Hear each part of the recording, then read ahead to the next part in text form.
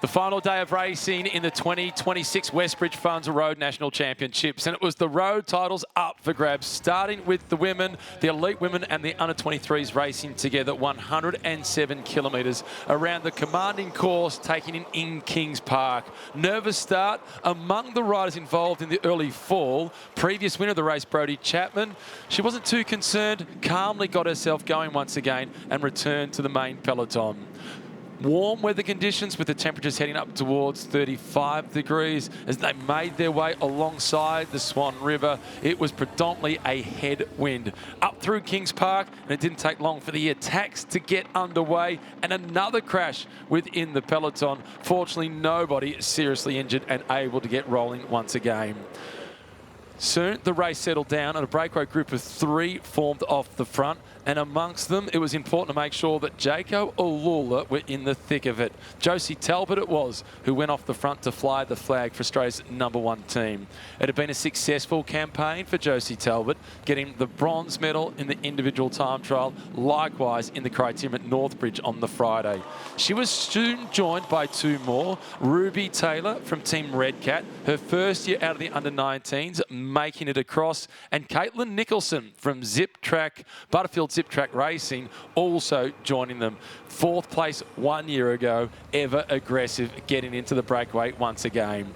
The final few laps, it was Talbot who was attacking. Nicholson was struggling to hold on, but the peloton, they were still within striking distance. And the team in the purple colours were holding out hope for multiple options. Soon, it was Mackenzie Copeland who came across to Josie Talbot. Talbot wasn't able to stick with her. So now the question was, could Copeland survive on her own?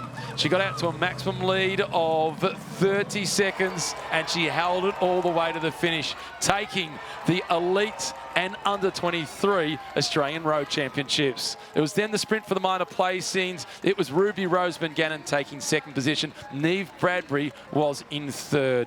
In the other race for the under-23s, Emily Dixon took the silver medal. Sophie Marr bronze. National champion in front of a home crowd. You've got your family here. You've just put on the World Tour jersey. How does this feel? It feels honestly amazing. I made a few mistakes in the race, so I hope I did my teammates proud, and yeah, very happy. You definitely did them proud. You're wearing the green and gold for the whole season. Thank you. She didn't make too many mistakes. She goes out as the Australian champion. Her teammate Ruby Roseman Gannon with the silver medal, and the bronze going to Neve Bradbury. For the under-23s, it's Mackenzie Copeland once again, Emily Dixon in 2nd, Sophie Marr in 3rd. Last race of the Westbridge Funds Road National Championships, the elite men's road race, 176 kilometres, 92 riders on the start line. And again, just like in the women's race, it was an aggressive start. It was really warm at the beginning of the race, but the wind did turn eventually and it started to cool down towards the back end.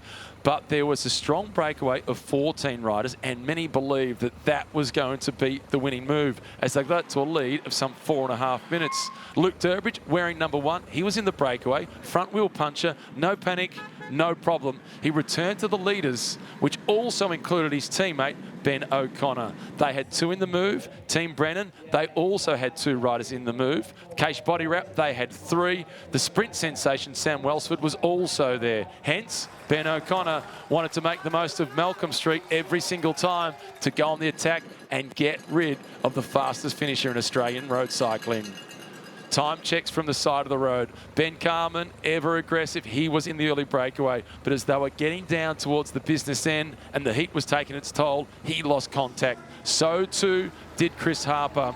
With a little over 30 kilometres to go, Luke Durbridge made his bid for victory, hoping to go back-to-back and win it for the 3rd time. His first one coming back in 2013.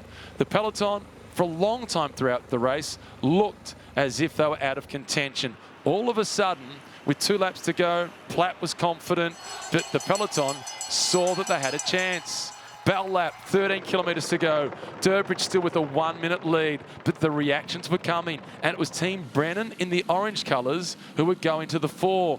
Ollie Bledden, who'd been in the breakaway, he was attacking. So too Pat Eddy. Platt was with them and Ben O'Connor. Brennan, the underdogs, the David versus Jaco Alula, the Goliath. Durbridge was caught. Platt was charging, but he could not distance Pat Eddy.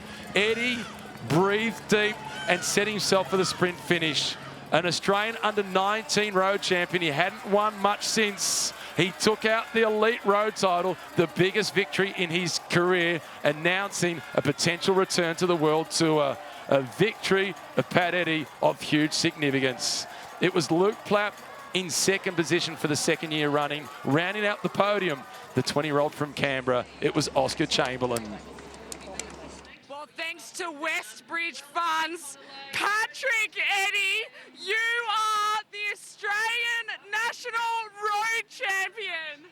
Yeah, bloody hell, I don't believe that one. Like, when the break got that gap, I thought we were done and we were just riding a bit of a grand fondo up there, but then it just all came back together in the last 40 minutes, and I thought I was a bit cooked being outnumbered by the Jaco boys, but hasn't sunk in yet. Yeah. Pat Eddy, riding for Team Brennan, you have taken some huge scalps today. We knew that Jaco Alula couldn't be beaten. You've done the unthinkable.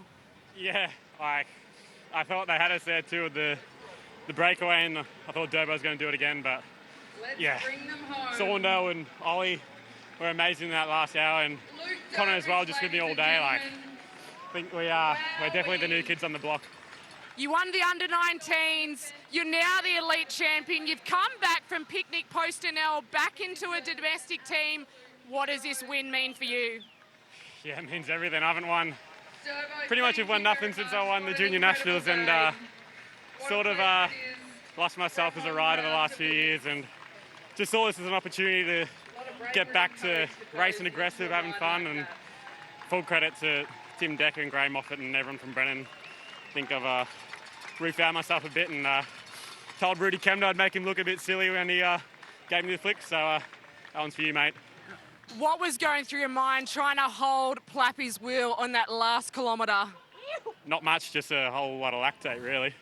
Just looked at the back wheel and just tried to hold it, and he nearly got me, and yeah, I can't believe it, mate. Yeah. Pat Eddy, you will be wearing the national colours for the rest of the year. You are the Westbridge Funds National Road Champion. Not bad, eh? Better than not bad. He wears the green and gold. He has delivered the surprise result of the National Championships. What a way to close out the Westbridge Funds Road National Championships. Pat Eddy, the winner. Plapp in second. Oscar Chamberlain in third. Green and gold on the shoulders of Eddy for 12 months.